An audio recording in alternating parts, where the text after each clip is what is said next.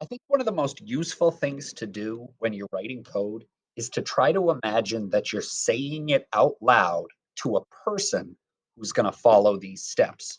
So, right now, if you were to imagine a person with a pen and a piece of paper, and you were to say to them that when I say go, you should erase everything, lift your pen up into the air, and go wherever I point. So, imagine instead of a mouse pointer, you had like a little laser pointer and you were shining it at a piece of paper. That person right now, if they were following our program, would just be doing this. Their hand would move around near where your laser pointer was pointed without drawing anything. So, what we need to do is tell the person, or the program in this case, when to put their pen down. And to do that, we need to use something called a conditional statement. The conditional statements are here in the orange section. They're called control. And what we want is this one here called an if then else. It has two open sections for you to add in commands, and it has one hexagon shaped hole for the input that it's going to wait for. So it's going to be checking for something. It's going to be looking around to see if it's the right time to put the pen down. And if it's not the right time to put the pen down, it's going to lift the pen up. And we want it to be checking all the time, which means we need to put this here inside our forever loop. The next spot we're going to fill in is this empty hole shaped like a hexagon.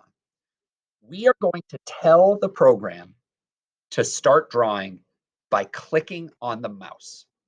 So this program is going to need to check to see if the user is clicking the mouse.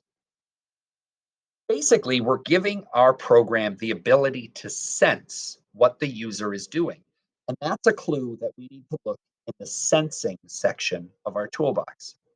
These are blue, like kind of light blue code blocks, and a lot of them are shaped like a hexagon.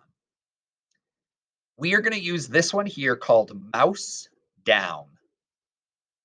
Mouse down means clicking the mouse. It means, is the button of the mouse pressed down right now? So far it says if mouse down, then do nothing. Otherwise, do nothing. So that obviously makes no sense.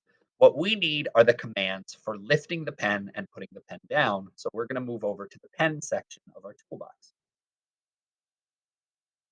When the mouse is pressed down, the pen is going to be lowered. And when we let go of the mouse, which is the else section, we want the pen to be lifted back up. I'm going to test out my code and see how it works by clicking the green flag icon over here.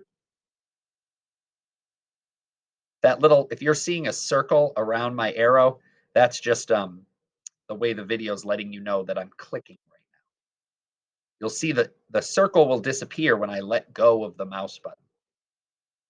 Now I can move the cursor without drawing anything. When I click again, I start drawing again.